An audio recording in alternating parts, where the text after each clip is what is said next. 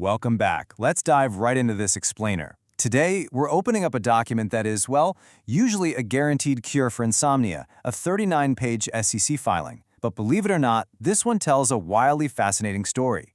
We're looking at the 2026 10K for MEI Electronics. Now, I know what you're probably thinking.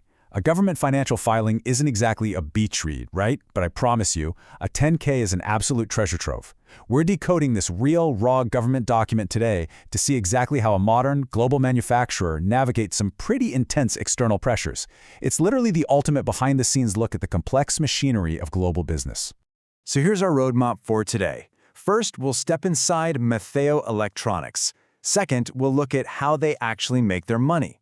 Then we'll dive into the external threats, the EV market shock, geopolitics and global trade, and finally, the debt dilemma. All right, part one. Inside MEI Electronics, the anatomy of a manufacturer. You know, this company is kind of a hidden giant. They operate entirely in the background of our everyday lives. They define themselves as a leading global supplier of custom-engineered solutions. But what does that actually mean for us? Essentially, they build the absolutely critical mechatronic products that make modern machines actually work. We're talking about power distribution units, advanced sensors, specialized LED lighting, the whole shebang. They supply these directly to major original equipment manufacturers, or OEMs, across mobility, industrial, and commercial markets. Honestly, if you drive a modern car or use a cloud data center, you've probably interacted with their tech without even knowing it. But what's really wild is how sprawling and internationally dependent this operation is. Out of their roughly 6,650 full-time employees, a staggering 93.9% of that workforce is located outside the United States. They've got manufacturing facilities everywhere from Mexico and Malta all the way to China and Egypt, along with unionized workforces in specific international regions. Operating this way, it means coordinating incredibly complex logistics across multiple time zones and diverse labor markets every single day. It's like a giant, non-stop puzzle. Which naturally leads us to a pretty fundamental question. What actually happens to a company's revenue when its core industry experiences a massive, groundbreaking shift? Because when you're this large and this global, turning the ship isn't exactly easy. Section 2. How Method Makes Money. The Great Pivot. The numbers here tell a really stark story of reversal. Just look back at 2024. Automotive was the undeniable heavyweight, pulling in 53.7% of their sales. But then, watch that number drop. It goes down to 48.6% in 2025 and then hits 45.9% in 2026. But meanwhile, their industrial segment has surged, climbing from just over 41% in 2024 to a super impressive 51.4% in 2026. So the industrial segment has now officially overtaken their once dominant automotive division.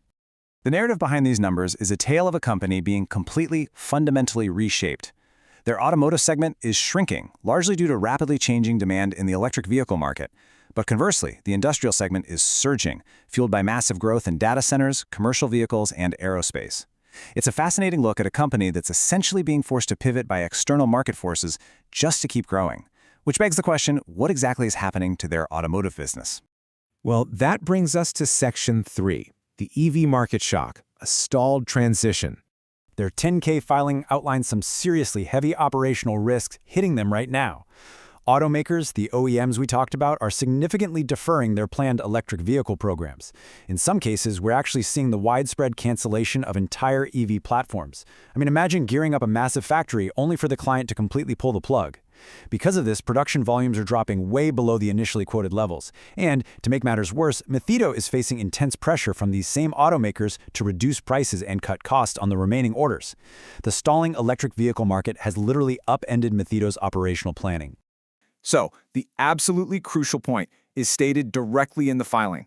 Quote, "We have pursued customers and continue to pursue other customers for price adjustments and other commercial recoveries in view of the pre-production, tooling, engineering, and other upfront costs incurred." Unquote. Basically, MEI spent an absolute fortune on engineering and tooling for EV parts that car makers suddenly decided they didn't want to build yet. Now MEI is aggressively trying to claw back those upfront costs. It's a tough spot to be in, for sure. Moving on to Section 4, Geopolitics and Global Trade, External Shocks. Think about it. When nearly 94% of your workforce is outside the U.S., global trade policy is everything.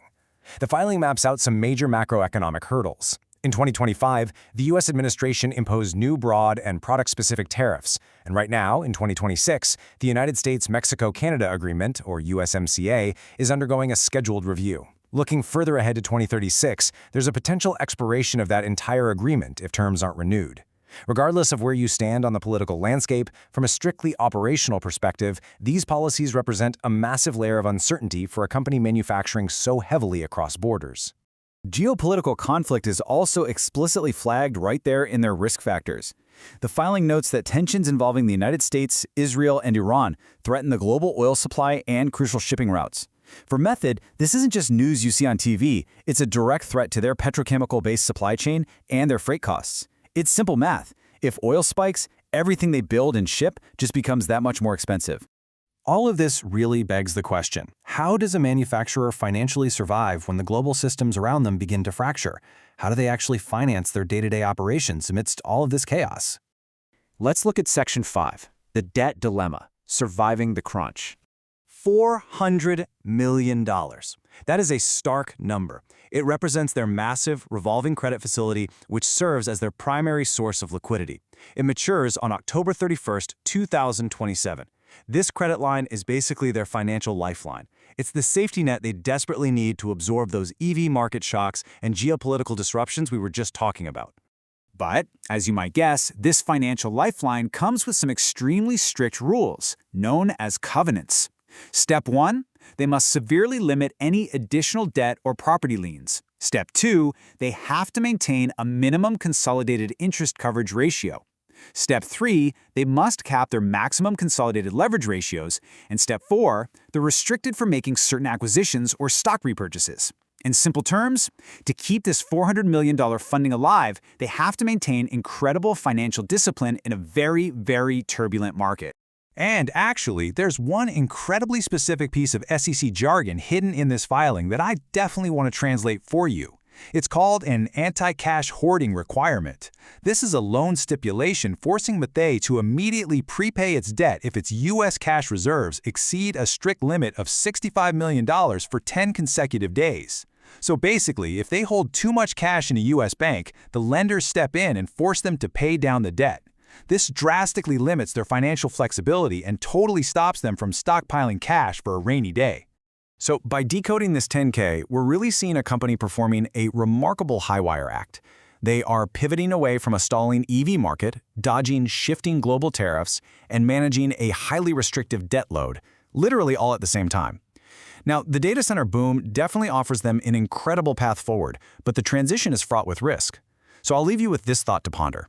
As global trade fragments and EV demand shifts, can legacy suppliers adapt fast enough to actually survive? Thank you for joining me for this explainer. Keep analyzing and keep learning.